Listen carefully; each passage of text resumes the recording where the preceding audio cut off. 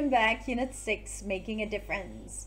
Today we're going to look at reading, but before we do that, I would like to take a quick look at the focus of our topic. 1. What do you think the people in the photo are doing? Now, well, let's take a look. Okay, they're holding shovels. They're working in a garden, either front garden, front yard, backyard, I don't know. They're cleaning something up. Definitely, that's what we're seeing. Number 2, philanthropy is a way of showing concern for other people by giving money or volunteering, working without pay to help people in need or organizations that help people in need. What do you think people can learn from volunteering? You know, working without being paid just to help people. Number 3, have you ever done any volunteering work? If so, what motivated you to do that? Why would you want to volunteer? And what did you learn from this experience? Okay, now I'd like you to write those things down so you remember next time when we meet in our Zoom meeting, we can discuss this. Please share with me what your thoughts are on volunteering work and helping other people and the experiences that you have. Reading 1, Justin Lebo, our vocabulary. Okay, we've got the bold-faced words here. We got 12. Passion, proudly, challenge, satisfaction, determined, proposal, donate, admiring, devote, inspired, manage, and thrilled. Okay, what are you going to do? You're going to cross out the word that does not belong. So you're not going to choose the one that belongs. You're going to cross out the one that does not belong. So for example, passion, number 1. Enthusiasm, decision, and interest. Passion is an enthusiasm and an interest. Decision doesn't fit it. Cross that one out. Okay, I'm going to let you pause your video to do all 11 words. Go ahead. Great. Across the United States, more and more organizations, including corporate, educational, religious, and government groups, are supporting volunteer programs. In addition, more people are volunteering in a wide range of ways. People volunteer for many different reasons. Some for political or religious reasons, some for personal or social reasons. Others volunteer because it's mandatory or required in certain situations. For example, as part of a school's curriculum or as a requirement for graduation. So there are different reasons why people would want to do that. Activity 2. Read what people say about volunteering. Complete each statement with the words in the boxes and then write the reasons you think they volunteer. Not all words are used and some people may have more than one reason. Reasons for volunteering. Come on, it can be environmental. Mandatory means that you have to. Medical research, tutoring, political, personal, aged care, or religious. And let's look at what people are saying. Matt Olson, age 60, raised $2,000 for AIDS research in the annual Boston to New York AIDS bicycle ride. Okay, we've got the words admiring, challenge, donate, and manage. I'm trying to raise money for AIDS research in memory of my brother. I'm hoping to donate more than $2,000 this year. I'd like you to continue this and fill the gaps with the correct word and try to find what do you think the reason is. In this case, this Matt Olson's reason is probably personal, medical research, because it is related to his brother. Okay, I would like you to try it out. Put the correct word for the vocabulary in the correct place within the short paragraph and try to figure out what the reason is why people are volunteering. I want you to do numbers 2, 3, 1, 2, 3, 4, and 5. You can pause your video to do it. Go ahead.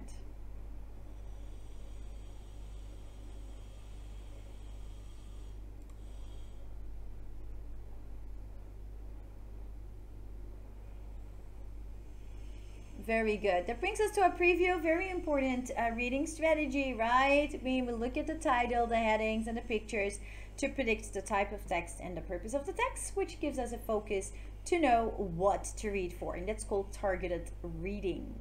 Justin Lebo is a boy who volunteers his time and energy to help others in a unique way. I want you to read the first 2 paragraphs of Justin Lebo and answer these questions, but only the first two paragraphs. So we've got, what condition is the bicycle in? Keywords: condition, bicycle. Why do you think Justin would be interested in a bike in that condition? Justin interested, bike, condition. And what do you think Justin will do with the bicycle? Do, bicycle. First two paragraphs. Justin Lebo by Philip Hoos. Something about the battered old bicycle at the garage sale caught 10-year-old Justin Lebo's eye. What a wreck! It was like looking at a few big bones in the dust and trying to figure out what kind of dinosaur they had once belonged to. It was a BMX bike with a 20-inch frame. Its original color was buried beneath 5 or 6 coats of gunky paint. Everything, the grips, the pedals, the brakes, the seats, the spokes, was bent or broken, twisted and rusted. Justin stood back as if he were inspecting a painting for sale at an auction. Then he made his final judgment. Perfect. Okay, that's the first two paragraphs. Now I'd like you to take some time to answer these questions as your prediction. Go ahead.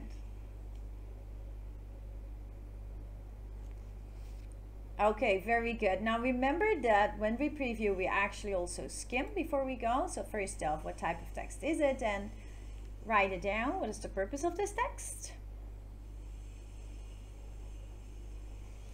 And then you skim the text to get the main idea by reading the introduction, every topic sentence, and the concluding paragraph. And I'm going to give you some time to do that now. And please write down what the main ideas of this text. You can start now.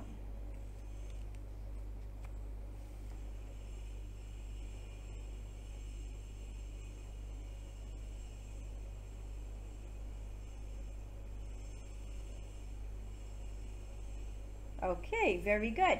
Now we're going to read the whole text. As you know, when you do your skimming, you have to annotate already on the keywords. And now we're going to listen/read the text, and you're going to annotate on the important main points. Go ahead.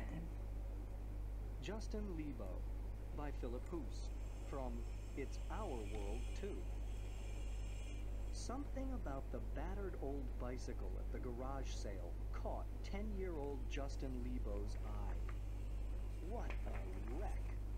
It was like looking at a few big bones in the dust and trying to figure out what kind of dinosaur they had once belonged to. It was a BMX bike with a 20-inch frame. Its original color was buried beneath 5 or 6 coats of gunky paint. Everything, the grips, the pedals, the brakes, the seat, the spokes, was bent or broken, twisted and rusted. Justin stood back as if he were inspecting a painting for sale at an auction. Then he made his final judgment. Perfect. Justin talked the owner down to $6.50 and asked his mother, Diane, to help load the bike into the back of their car. When he got it home, he wheeled the junker into the garage and showed it proudly to his father. "Will you help me fix it up?" he asked. Justin's hobby was bike racing, a passion the two of them shared. Their garage barely had room for the car anymore. It was more like a bike shop. Tires and frames hung from hooks on the ceiling, and bike wrenches dangled from the walls. Now, Justin and his father cleared out a workspace in the garage and put the old junker up on a rack. They poured alcohol on the frame and rubbed until the old paint began to yield, layer by layer. They replaced the broken pedal, tightened down a new seat, and restored the grips. In about a week, it looked brand new. Soon, he forgot about the bike. But the very next week, he bought another junker at a yard sale and fixed it up too. After a while, it bothered him that he wasn't really using either bike. Then, he realized that what he loved about the old bikes wasn't riding them. It was the challenge of making something new and useful out of something old and broken. Justin wondered what he should do with them. They were just taking up space in the garage. He remembered that when he was younger, he used to live near a large brick building called the Kilbarkin Home for Boys. It was a place for boys whose parents couldn't care for them for one reason or another. He found Kilbarkin in the phone book and called the director, who said the boys would be thrilled to get 2 bicycles. The next day, when Justin and his mother unloaded the bikes at the home, 2 boys raced out to greet them. They leapt aboard the bikes and started tooling around the semicircular driveway, doing wheelies and pirouettes, laughing and shouting.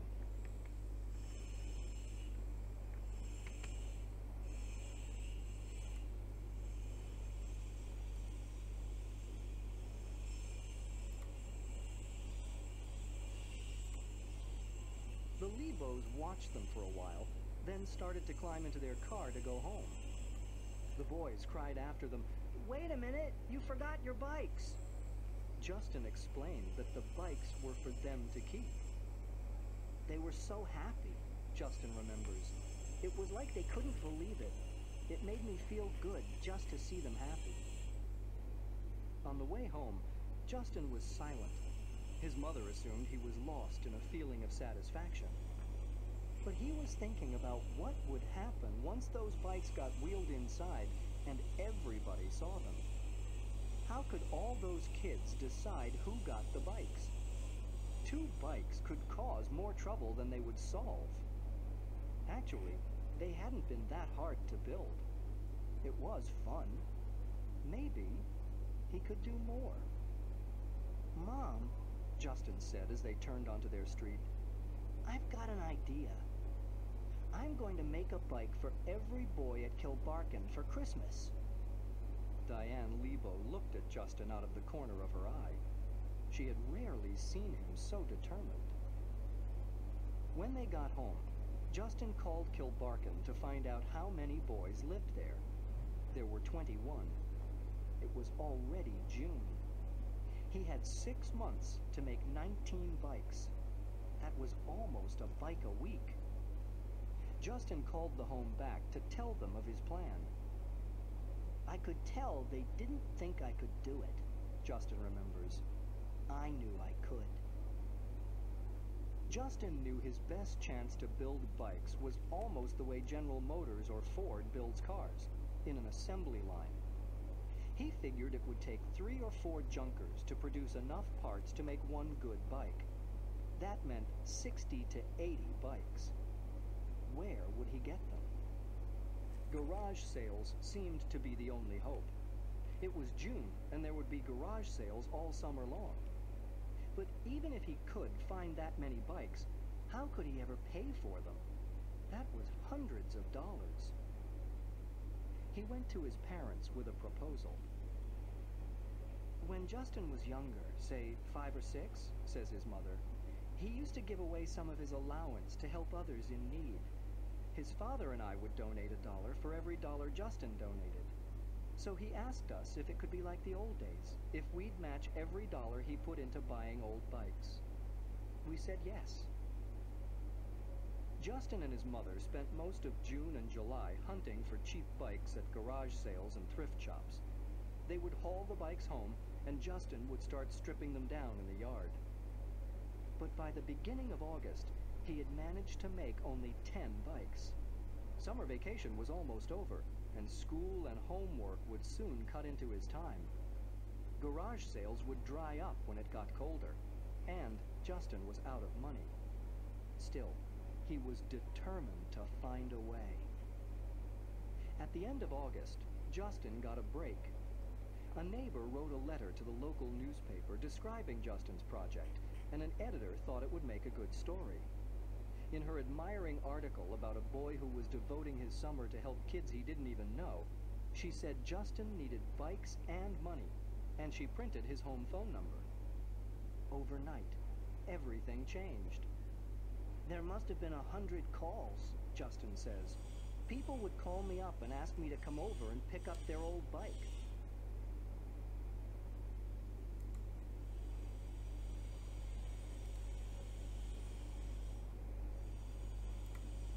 Or I'd be working in the garage and a station wagon would pull up. The driver would leave a couple of bikes by the curb. it just snowballed.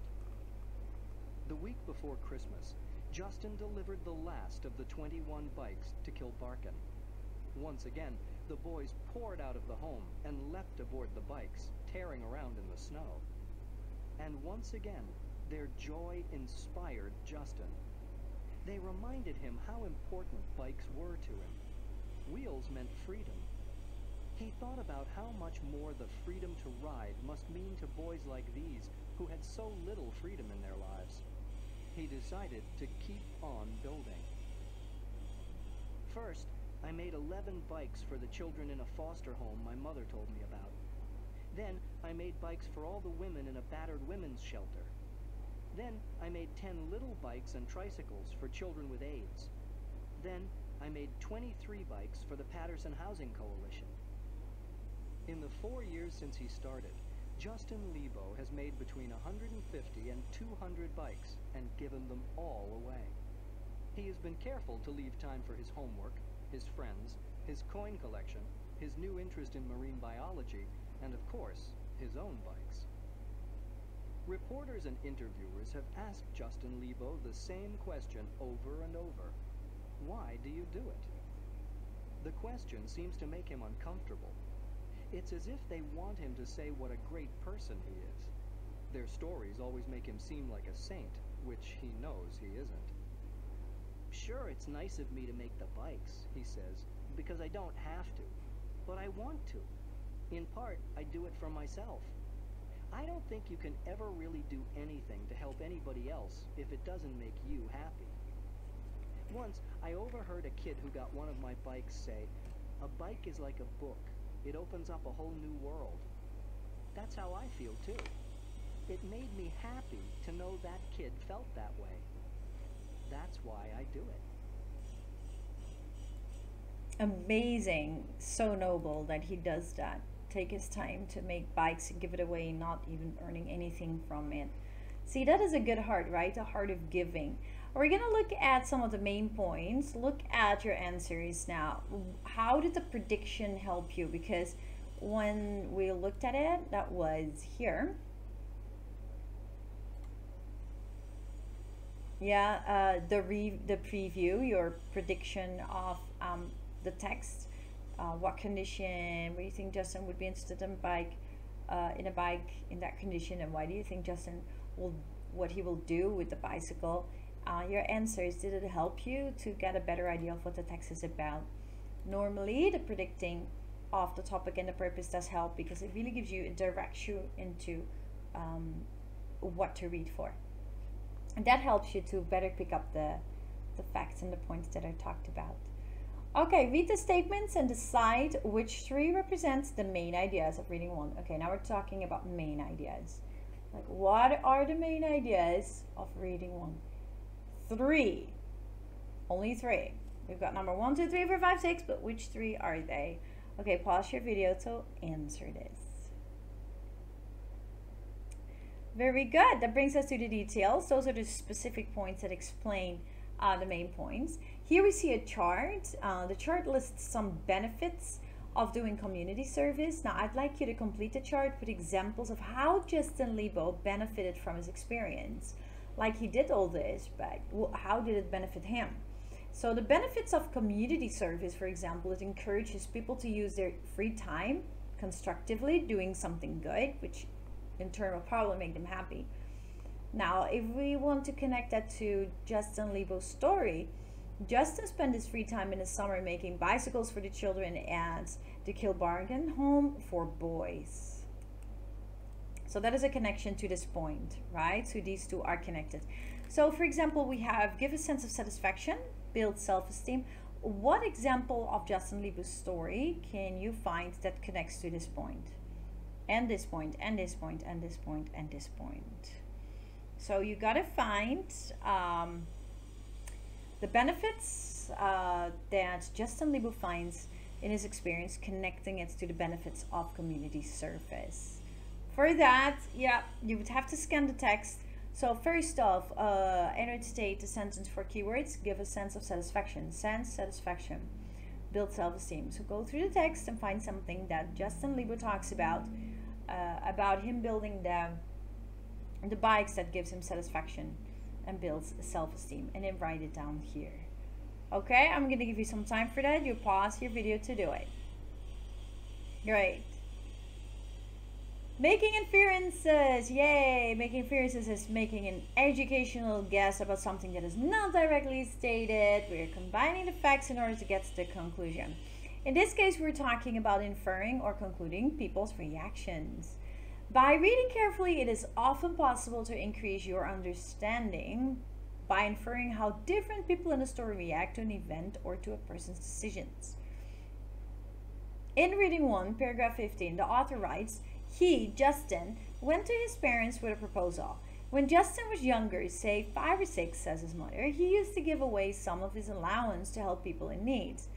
His father and dad would donate $1 for every dollar Justin donated. So he asked us if it could be like the old days, if we'd match every dollar he put into buying old bikes.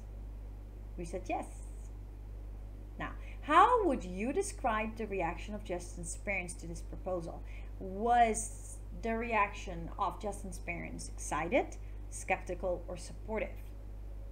Now, we know in this case that it was supportive, right? His parents agreed to help Justin buy more old bikes. They supported him by agreeing. And how do we know that they were agreeing? Because they wanted to give him money. Yeah? They wanted to do it. We said yes. Okay. So basically from the text we can already conclude what the reaction is of a person. Is the reaction of a person excited? Is the person skeptical or supportive? We can see that from the text. Okay, think about the people mentioned in reading 1. How do they react to Justin and his ideas? Read the questions and look at the paragraphs indicated, and then I want you to choose the best answer. Is it A, B, or C? For instance, number 1. What was the Kilbardian boy's first reaction when Justin started to leave without taking his bikes? That's in paragraph 9. Confused, admiring, or appreciative? Okay, think about that. I would like you to pause your video and answer number 1 until 5. Yeah, try to infer, try to conclude the reaction that people have based on what they say. Go ahead. Awesome beans. That brings us to the last part of today's lesson, which is describing opinions. Very good. Number 1, Justin was able to combine something he loved to do with philanthropic work. Is it very important to love what you are volunteering to do? Or can you just volunteer doing something you really don't like? Who do you think and why?